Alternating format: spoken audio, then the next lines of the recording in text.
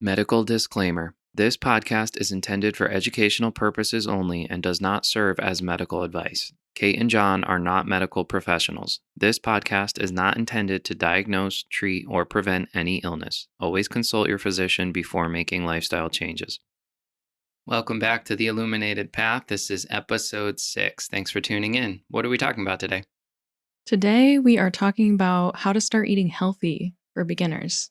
That's a great topic. Yeah, Shifting absolutely. into the physical body. So, what's new? How's the week? The week is good. Happy October. Mm, I've got my Halloween nails, orange and black nails that I do every year for October, so that's exciting. I made an appointment to go try on wedding dresses because we are getting married next October. exciting. Yeah. Very exciting. Yeah, so I can't wait to go do that with my family, and my best friend is coming with, so it'll be interesting. Yeah. How about you? Well, I threw my back out, so there was that. It's the first time I've ever done anything like that. But luckily today it feels better. So it was just like a yesterday evening thing. Yeah. I got a great new song that I'm working on that I'm really happy with. And I think that'll probably be a single that I put out. And gonna get a new camera eventually. Yeah. Because we got these 4K cameras for this, and I'm like, This is amazing. this is amazing. I gotta step it up with my personal camera. So, all right, so let's get into it. Yeah. Let's first start by, I guess, a disclaimer, right? When we talk about food, it's slightly controversial, I guess it would be the word. Yeah. Because I think there's a level of trust people want to have in our food system and in the regulations, and you know, there's a lot of things that go on in our food that people probably aren't aware of, and there's a lot to learn here. This is definitely going to be an ongoing topic. This is definitely going to be um, something that we really have to expand on quite a bit, like manifestation. Yeah. But I think our point and what we're going to try to do is not start with everything is bad, everything is poison, eliminate this, eliminate that. Like we're going to really take you from the bare bones starting point. Yeah. I mean, we want to explain a little bit of like what the standard American diet is that most people are used to and are eating, and that's, what their day-to-day food consumption is and why that might not be making them feel their best. Yeah. And then, there really is a lot of stuff online that people see about food. One big thing too is like good food versus bad food, and some people say there is no such thing as good food versus bad food. I call bullshit on that. Yeah. Like flat out. I think people saying that aren't particularly informed about what's in the food. Yeah. But the way that I look at it is it's not really good food versus bad food. It's really like food, like true food versus chemicals. Yeah. And that's the problem, is that so many of our food is chemicals. True food is just one ingredient, and it comes from the earth, or it comes from an animal or a fish or whatever. So that's an important distinction to make. Are Yeah. you talking about real food, or are you talking about something that was created in a lab with a bunch of chemicals that you don't even know how to pronounce? Right. And so I think that kind of opens the discussion for there's a lot of processes that go on in our food to make it shelf stable. And I think people know that, right? They're kind of like, yeah, okay, whatever. It's so I can go to the grocery store and buy it. But I don't think there's an understanding of the extent to which this food is manipulated to be shelf stable. And so I think a great example of that is just kind of talking about MSG in our food. And I know I'm off our script already, but MSG is added to our food, basically monosodium glutamate. It also appears on the ingredient label as yeast extract. And so that's something that they do to basically prevent your brain from knowing that you're full. It messes with your brain and your ability to stop yourself. Mhm. But this processed food that appears on the shelf, it is a manipulation of salt, sugar, and fat, generally created in a lab Mhm. to trigger a dopamine hit. Right. And Well, first I wanna yeah, go backwards and sure. say, we're really telling you all of this information as information to just understand, and it's not meant to scare you, it's not meant to make you feel fear, but we wanna really explain, like, the behind the scenes of these things and then tell you how you can nourish your body better and give your body what it needs. Food is meant to nourish you. There are fun foods like ice cream and cake, and that's great, and those are enjoyable and things, and But there are times for that, but, we're not meant to live on those things. That's not giving our body what it needs to live and really thrive. right, and that's you and I have had this discussion is like eating for dopamine. When food is enjoyable, you're eating for a dopamine hit. Yeah. We like ice cream because it's sweet and it's triggering dopamine. So yes, be human and allow yourself that ability to have things that you enjoy, but also we want to educate and give this frame of reference of there's a lot kind of going on behind the scenes that you should be aware of. Yeah, and food is meant to give your body what it needs to run the most efficiently, to make your brain feel good, to make your gut feel good, to support, your immune system, to support your heart health. I mean, everything. So when we're not like if you're keeping that in mind when you're looking at what foods you should be eating and thinking how is this food providing my body what it needs, then you can kind of look at food differently and remind yourself of that rather than thinking like, "Oh, I'm restricting myself." Because none of this is meant to be like, "Well, you should restrict yourself." Yeah. It's meant to help you understand how you can make better choices, better ingredients. And there are tons of options out there that you could kind of do like a swap. Like Mm, if you love something and you're like, I can't give that up. I mean, I used to think that way about certain things like yeah. chips and like Ooh, don't get me started all on of the chips. things, but the idea is to get away from having a diet full of processed foods, but also, yeah, we know people are still going to eat processed foods and it's make it how can you choose something a little bit better, a little bit healthier. So, that's really kind of what we want to talk about today. So let's start then with food labels, Yeah. right? I think a lot of people either don't know how to read a food label, they don't know what they're looking for, um, or they just don't understand like what they're actually getting out of it or what should be there.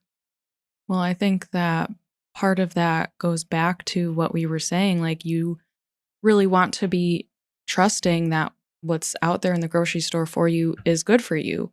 We shouldn't like the reality is we shouldn't have to be sitting there in a grocery store aisle picking apart every ingredient and trying to like understand what the heck these even are. You can't even pronounce half the ingredients that are in processed foods.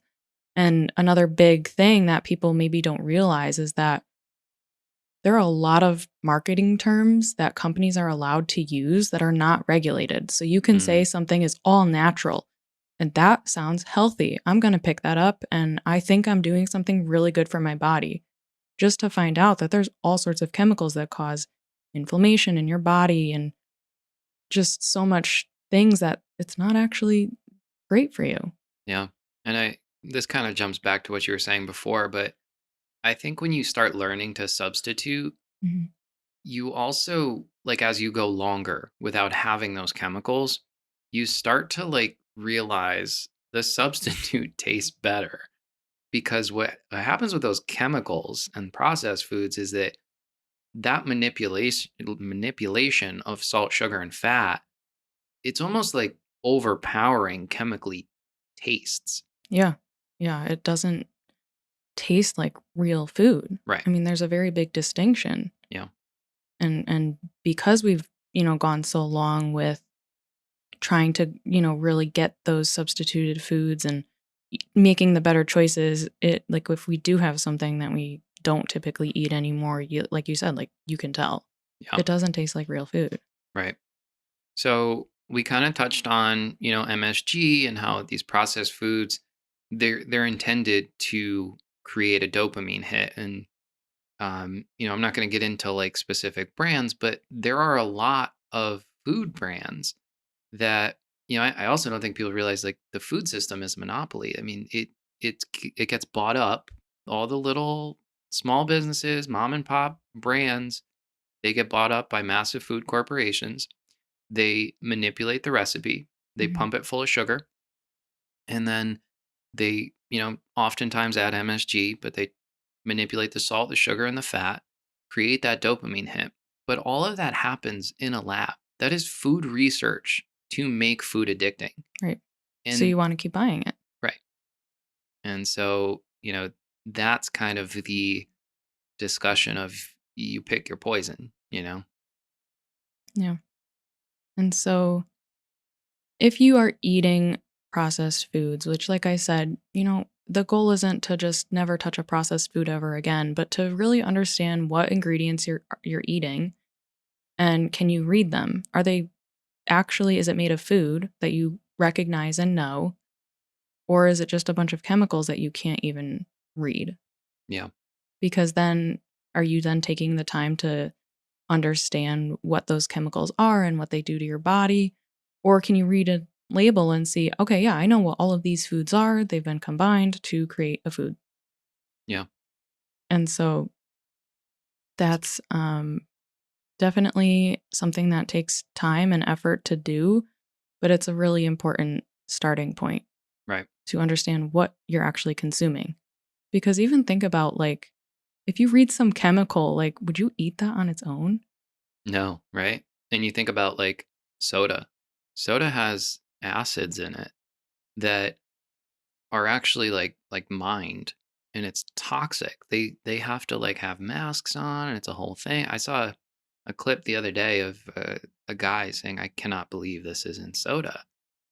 It's just wild to The me. phosphoric acid. It's not good to be consuming that. Yeah. So I also want to clarify when we say processed foods, those are foods that are in that like thermal packaging or it comes out of a box. These are generally foods that they're going through a heavy um, process, right? Uh, they're made in a factory. Yeah. There's a factory line.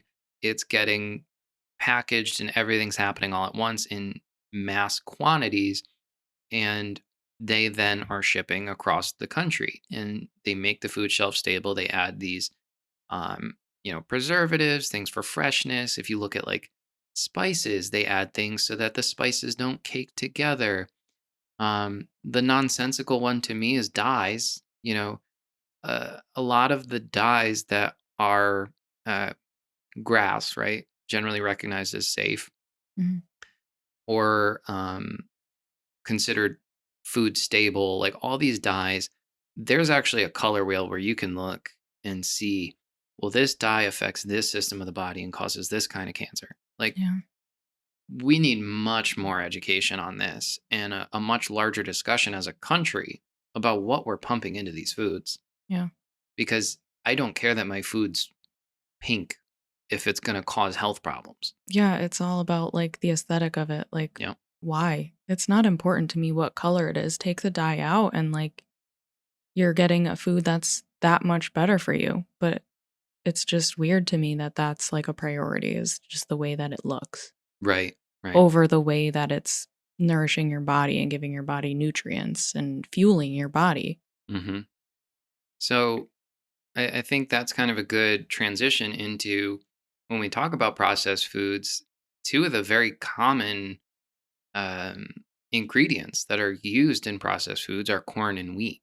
Mhm. So, corn doesn't have a ton of nutritional value, um, but it's also something, you've got corn chips, and corn is used in so many things.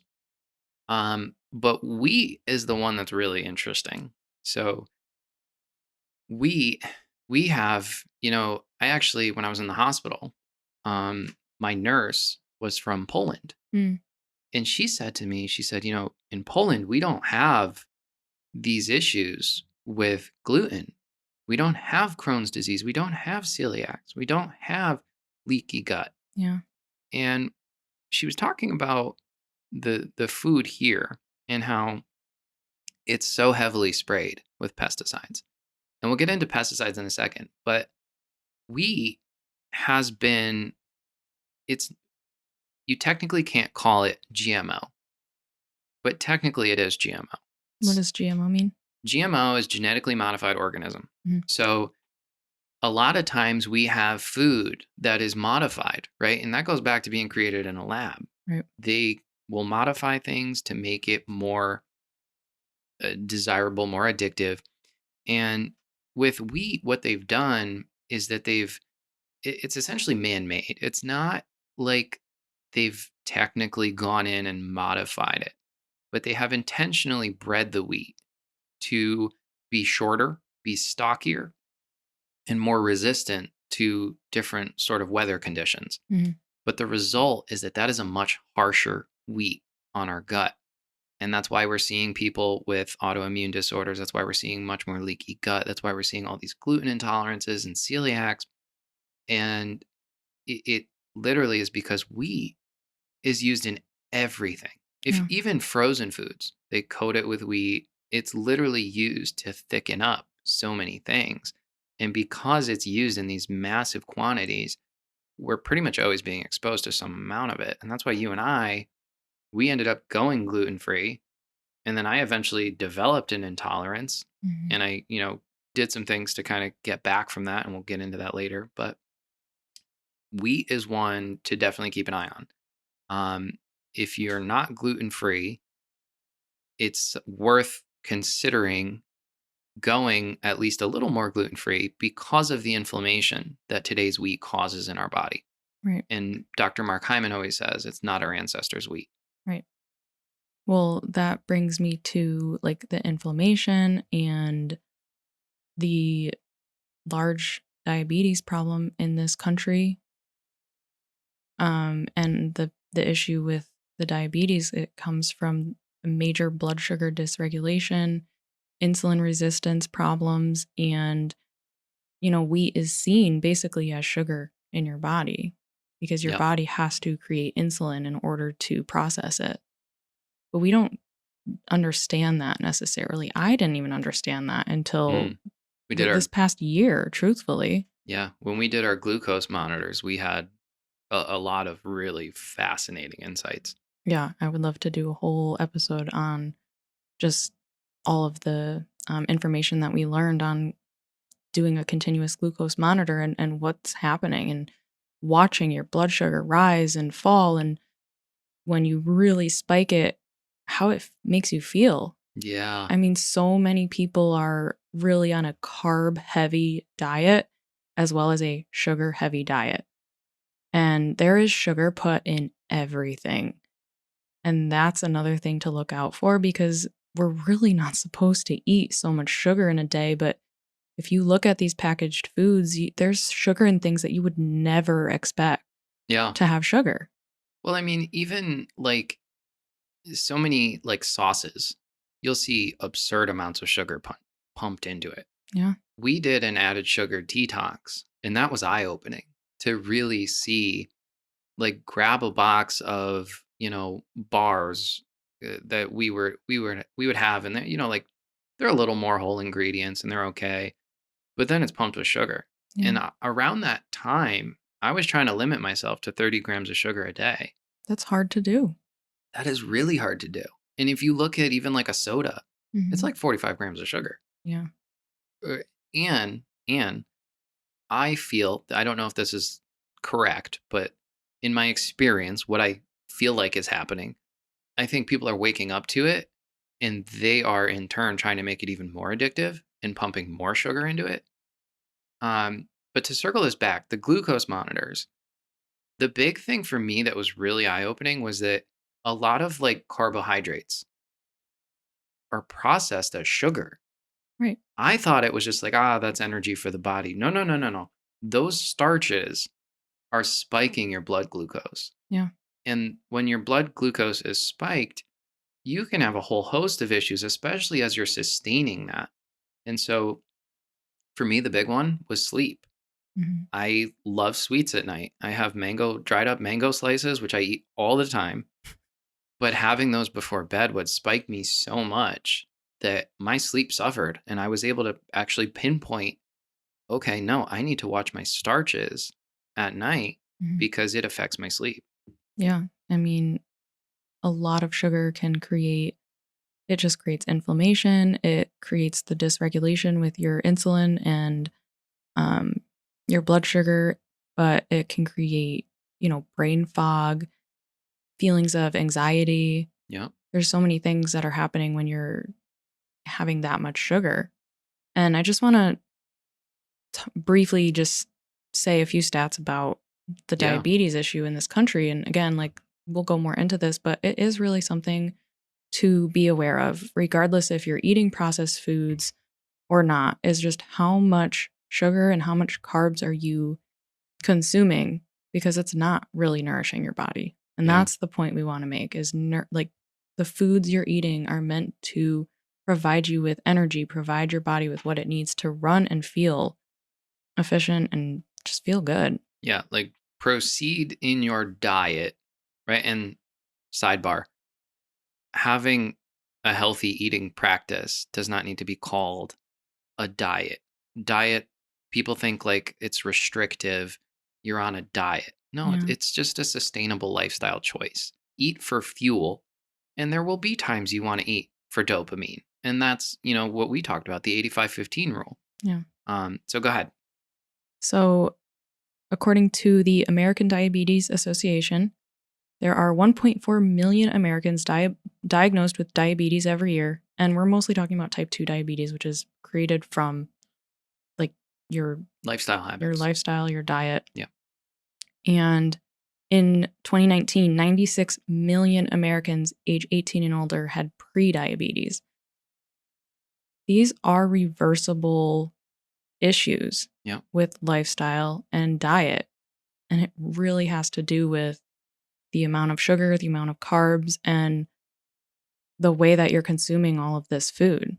Well, I mean, even now, right? Type 1 diabetes in functional nutrition, which is essentially, a medical practice of using food as medicine. They're finding ways to reverse type 1. So it all comes down to the quality. And that gets into like phytonutrients and a deeper class of nutrition that we don't show on food labels. Right. So the standard American diet, it's creating a lot of inflammation in our body. It's down regulating our nervous system as well as other systems in our body so that they're not running efficiently. And when you're having all sorts of gut issues, like we said, serotonin is like 90% of it is produced in your gut. So if Yeah. you're not giving your gut what it needs, your mind isn't going to feel right. Right. So this is the mind body connection. If you're having a lot of processed foods, it's down regulating your gut biome, which is affecting your ability to transport those nutrients to your brain, which is affecting your mental state, your self talk, how you feel. Right. And, it really comes down to like these chemicals, these preservatives, these things we're doing to make food shelf stable. They also affect our mind. Right. And then, you might not be willing to go and exercise because your mind doesn't feel in it. Yeah. And so it affects a lot. Yeah. And we really want to help people understand like food is meant to make you feel good. yeah. I mean, I didn't like vegetables for many years. And then when I reached a point of like really and truly taking care of myself, that I mean, that makes me happy to sit down and eat a lot of vegetables. Yeah, because how do you feel after? Amazing. Right. Like I'm like, oh yeah, I gave my body good quality fuel, Yeah. and that gets into like organic food, and we'll touch on that. But again, this is really just that preliminary discussion because there's so many different conversations off of this. Right. You want to get into how to really eat balanced and nutritious meals that your body really and truly wants. Yeah. So the first thing I think about is my family, right? Like I grew up going out, eating out, go to a restaurant. And so there's reasons why that's tricky, right? Because of the oils primarily. But Mhm. we'll get into that. For now, start with portions. Like in America, if you go to a restaurant, you can pretty easily cut that meal in half. Yeah. So I would challenge anyone listening, if you go to a restaurant and you're not particularly hungry, maybe you're counting calories, I don't know, but move forward with the plan of getting a box and immediately putting half of your meal in there. Because more often than not, when you eat at a restaurant, that plate is about the amount of calories your body needs in an entire day. Yeah. And, you know, I'm not a stranger to losing weight, counting calories. I mean, now, right after dealing with all the trauma of the hospital and my lung and everything, and now getting back into it, we crushed it this week. Thanks for all your help. Um, and losing weight again, I, I think you really just need to have an understanding of what's going in your body. Like I get immense satisfaction out of counting calories and knowing the quality of the food I'm fueling my body with, but take that mindfulness and that awareness into your food and really use that as an opportunity to connect with your body. Yeah. Absolutely. So when you go to a restaurant, try that, you know, cut the meal in half. You really don't need all that food. And a lot of times you're just going to feel bloated after anyway. Mhm. Um, so we talked about fun foods, right? Ice cream and cookies, and use your 85-15 rule. 85% of the time, you're really nourishing your body, doing your best. And 15% of the time, you're allowing yourself to be human and live in today's world. Yeah. But Uh, what our body really wants and needs is whole foods. Like I said, yeah, it comes from the earth, it comes from animals. If you choose to eat animals, we do. We're not going to into that. But this is food. This is true food. And that's its natural state. There's nothing done to it. And this is the food that our ancestors ate. yeah, And their purpose was to fuel themselves with energy, with everything that our body needs to run efficiently, to feel good, to provide the energy that they needed to work, to live, to support themselves and their families. yeah. So to circle that back then to phytonutrients, right? Mhm. So you want to be eating nutrient dense foods. Oftentimes that's a whole single food, right? So if you have broccoli, your ingredient is broccoli and Right. maybe with a side of glyphosate, but we'll get into that. But phytonutrients are basically the, I guess you could call it like the deeper level of what is in the food. So we put on the nutrition facts what the food is made up of. Phytonutrients would be the antioxidants and the plant compounds that are in the food that correlate to systems of the body. So I'll Mhm. give just a quick example, and we'll have links in the footnotes if you're watching this show or listening. But an example is carotenoids. So those are a class of phytonutrients. They're responsible for the bright colored hues of vegetables and fruits. And so there's 600 different kinds of them. And I think that really puts into perspective like quality of food is much, much deeper than we're talking about. Yeah. But these carotenoids, this class of phytonutrient, they act as antioxidants. And I'm reading from healthline.com. They can be converted into vitamin A, but phytonutrients support specific systems in your body. And that's why this holistic living component is really powerful because you start to understand what foods, what plants support what systems and what chakra centers. And we'll get into all that. So, carotenoids support immune system function, eye health, and reduce your risk of cancer. And they're found in tomatoes, kale, spinach, carrots, pumpkins. There's a lot of different phytonutrient compounds. Mhm. So, that kind of starts the discussion of like, this is what's in vegetables. When you look at the deeper level of processed foods, you find things like um, compounds that are made out of mold Yeah. and like some really things that if you articulated it that way, people would be like, why on earth are we eating this? Yeah. So those are your phytonutrients, right? We want to look at whole single ingredient foods. And the big thing with that, the big discussion is eating balanced meals, right? That was the big change for me personally. And I know you and I went through that together of eating balanced meals, meaning truly like your protein is the size of your palm. Hmm. If you're putting on muscle, you'll eat more. There's, rules for doing that. Um, Veggies really should be half your plate. And that I think is, I tell people that and they're like, whoa, whoa, whoa, whoa. Yeah, I know. Like when we go to restaurants, we try to get like something with at least like a side of vegetables, and the amount of vegetables they give you sometimes is almost comical. It's like Yeah. this tiny, like, here's three little pieces of asparagus, and it's like, what? We've ordered broccoli and gotten like three little florets Yeah. sometimes. And I'm like, what? Like $5. Thanks. Um, so yeah, really aim for half your plate being veggies. Protein about the size of your palm. If you're lifting weights, you're putting on some muscle, you can increase that. There's things we'll get into in terms of the amount of grams of protein you should be looking at for your weight. Um, and then where it gets tricky is carbs and starches. Really, really, really try to just have one serving. Yeah. And like if you're cooking rice, rice is tricky. It's starch heavy. It will spike your glucose.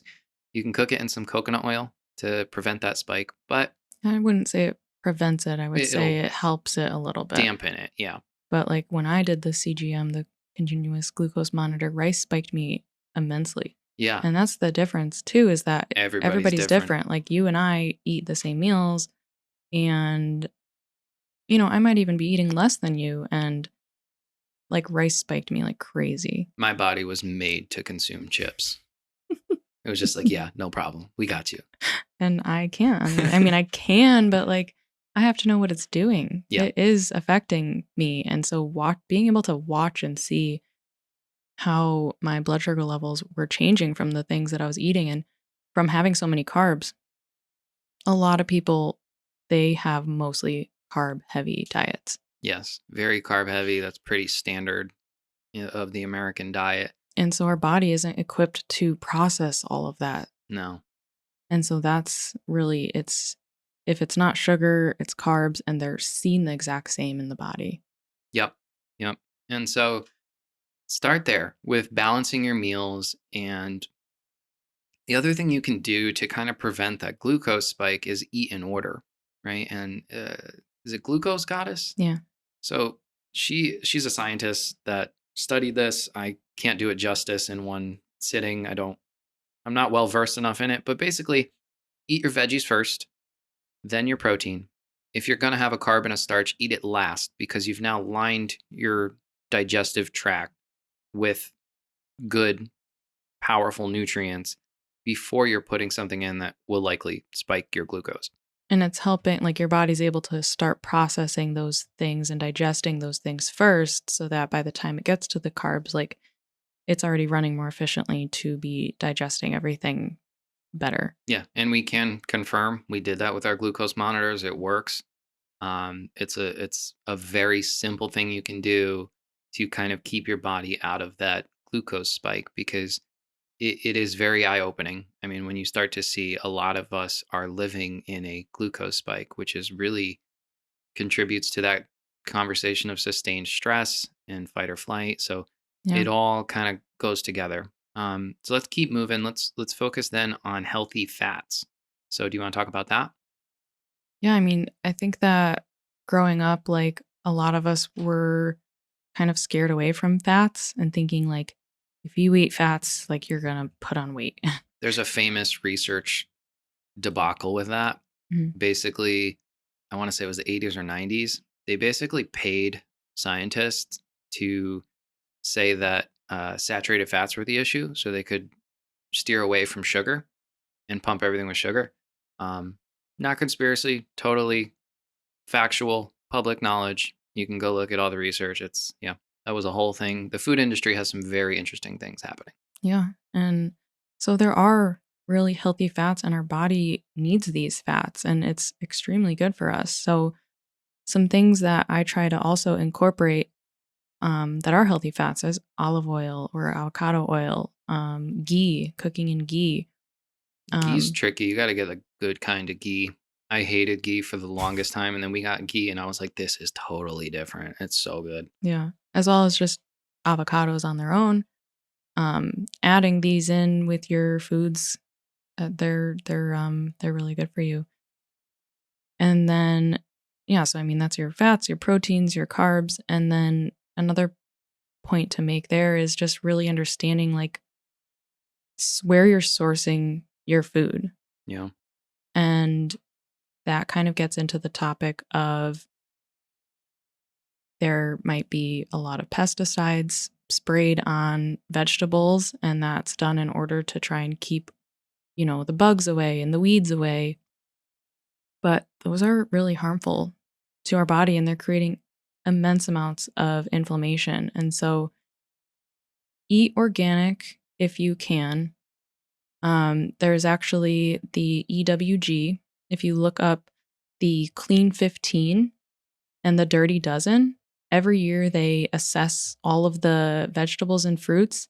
And the Clean 15 are the 15 vegetables and fruits that have been tested and determined to have the lowest amounts of pesticides on them. So it's not as big of a deal if you don't eat organic.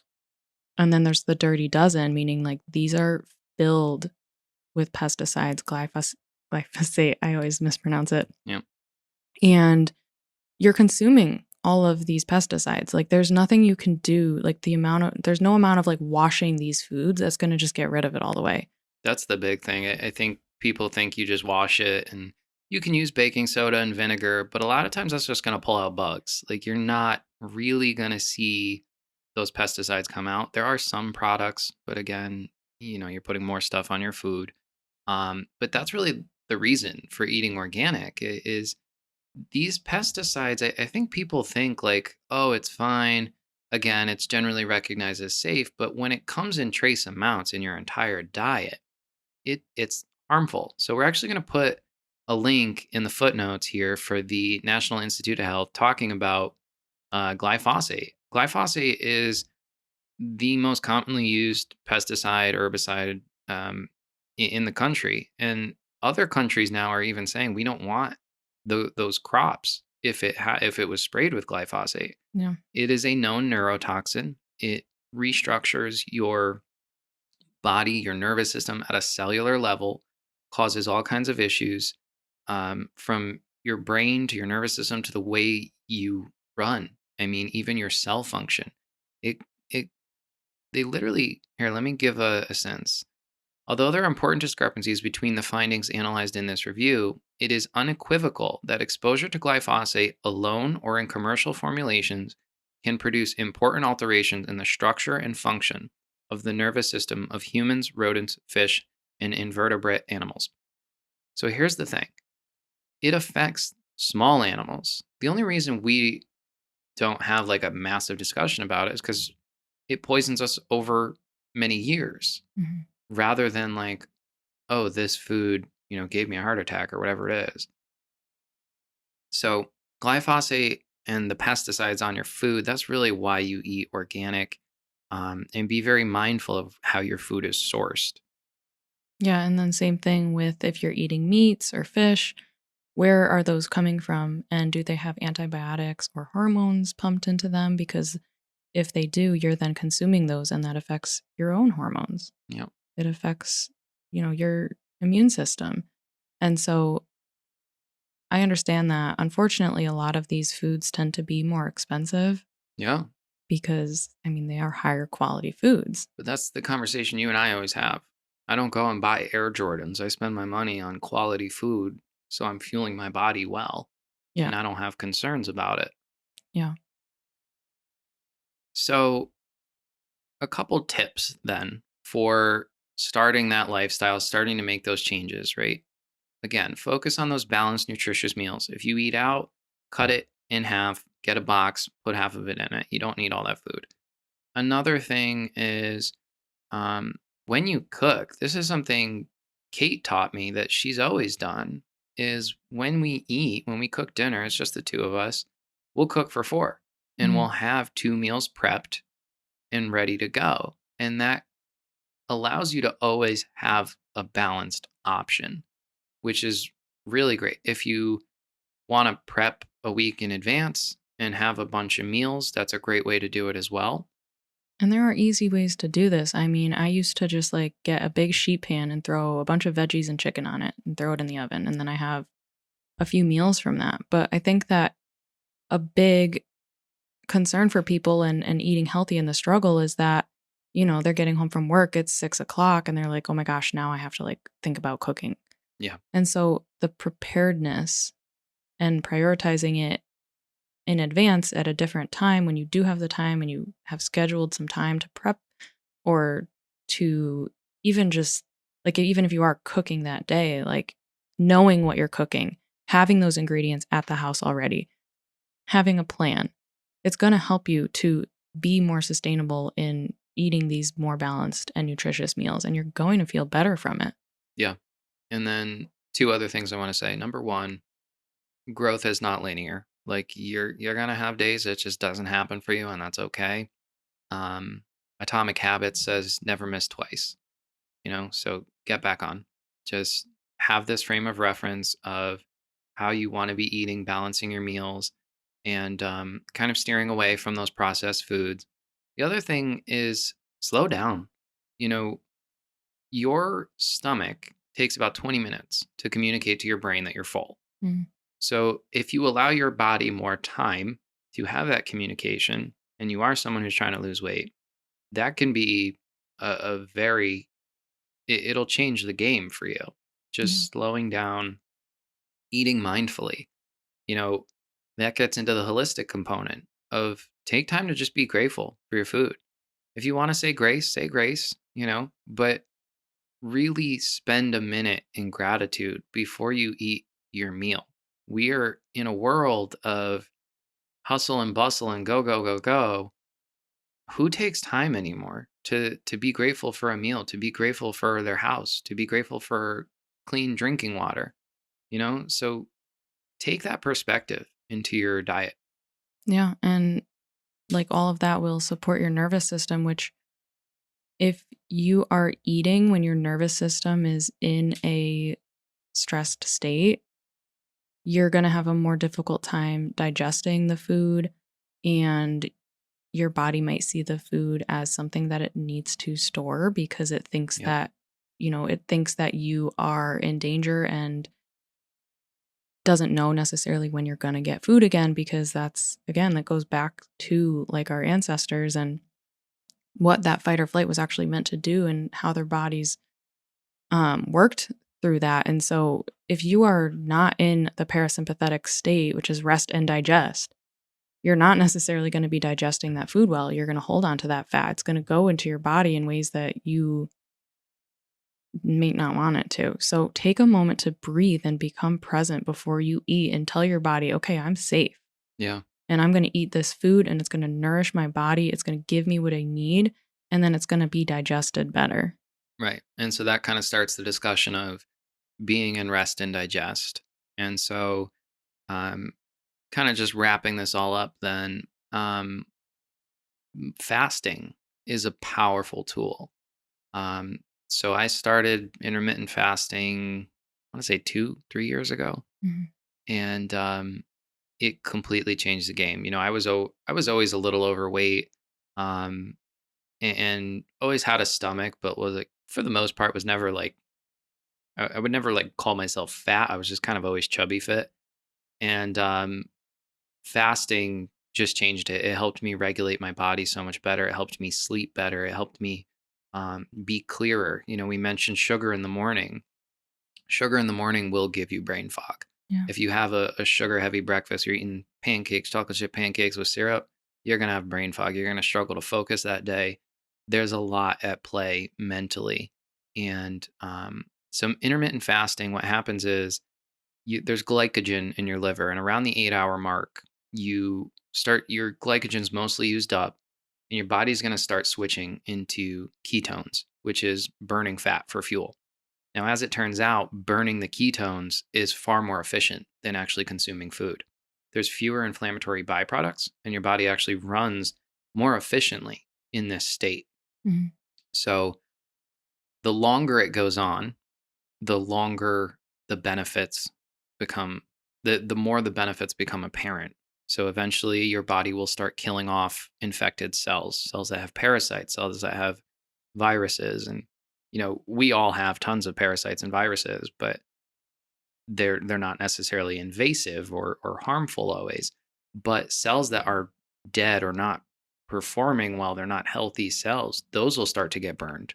And it helps your body literally reset. Yeah. And so in the holistic world, that's why I think I've mentioned this before, but it's important in holistic cancer treatments because cancerous cells will also be killed during a Mhm. fast. Um, so again, to reach that, you've kind of got to hit that 8 hour mark. For men, it's about 12 to 16 hours is the ideal fast every day.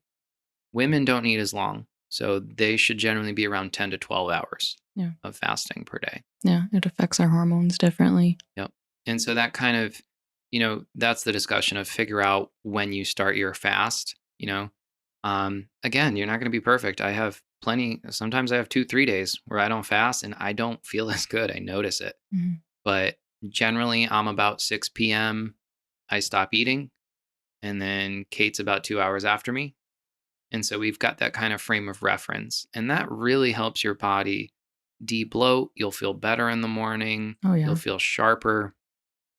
Honestly, I am a huge proponent for fasting. It changed my life, and we'll have to get into that another time. But hopefully, this gives you some ideas and things to look at in terms of your food and how you eat and fuel your body. Yeah. And one other point, not fasting, but this is something we also learned from doing the continuous glucose monitors is spacing out your meals.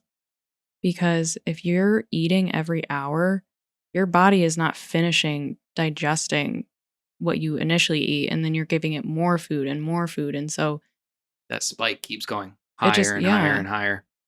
And so it was crazy because they actually like had it in the app that we used. It was called Levels. And we could see like when you put a food in and told it like, okay, I ate at this time and this food, it would show you like a 2 hour window of it digesting. Yep. And if we ate again and like input it, I mean, we got like a notice and it was like, hey, like be aware of the amount of time that's in between how much or when you're eating. And so allow your body time to digest. Yeah. That's a good tip too, is if you are eating something that you know is going to spike you, the Levels app would actually tell us like it's a good time to get some movement. Walking, unbelievable. To After you eat. Yep. After you eat, curb that spike. Yeah. Squats activate like a specific muscle structure that will really curb that. There's a lot of like biohacks and things you can do to curb that spike after you have a starch heavy or sugar heavy meal or snack. Yeah. So again, like it's not about eating absolutely perfect. It's having all of these different tools that you can use to if you eat something that you may not, know isn't the most healthy option for you, are you making sure you're, not eating so much that you're incredibly full or that you're eating it and then you're giving your body time to digest it fully? Are you getting some movement in after to help your body, get that energy out? And so there's a lot of things that you can do to support your body depending on what you're eating and how you're eating. And again, I'm not here to say like you need to cut out every single thing that is bad. That's, it's start by incorporating more of the good because you're Yeah, going to feel those benefits and see those benefits. And then you probably won't want to reach for the snacks as much and the processed foods as much because you're going to know how it makes you feel. And those can be addictive. And so when you're fueling your body more and more with the good, you know how that makes you feel. So you're going to, gravitate towards that more. absolutely. And it kind of makes me think about our journey with alcohol too. Like the more aware we became, the less we enjoyed it because we saw, 2 days, 3 days, 4 days, I still feel off, Yeah. and you'll start to notice that. I think so much of this is also just being in tune with your body, how you feel, your emotions, and taking that inventory because it allows you to really reassess what you're doing and how you're treating yourself. Yeah, I think that's a really big piece of it is being in tune with your body and understanding that every symptom that you have is your body telling you like something, that Yeah. it needs something or that it needs some sort of support. So if you ate a whole bunch of sugar and then you start feeling anxious, Yep. that is the result of that and your body's trying to communicate to you via a symptom. Right. And so how can you support that symptom and how can you do your best to try to prevent that symptom from continuing to happen? Yeah. I mean, I did so much to get away from like identifying as someone who was overly anxious and, awful panic disorder and doped up on benzodiazepines and agoraphobia. And a lot of that was mental. But when I figured out the diet component, that was when I never looked back, Yeah. starting to understand what these things were doing to me. And like, for example, right, we'll have chocolate, we'll have like cacao. I notice what that does to me mentally, but it's not as extreme as the processed foods. Right. So understand what you're putting in your body, incorporate more of the good, and you're going to feel the benefits of that. I can promise you that. Yeah. And we'll dive further in. There's a lot of side conversations off of all of this. So Yeah. we'll get into it. Sounds good. Thank you so much for tuning in. We'll see you guys next time. Thank you.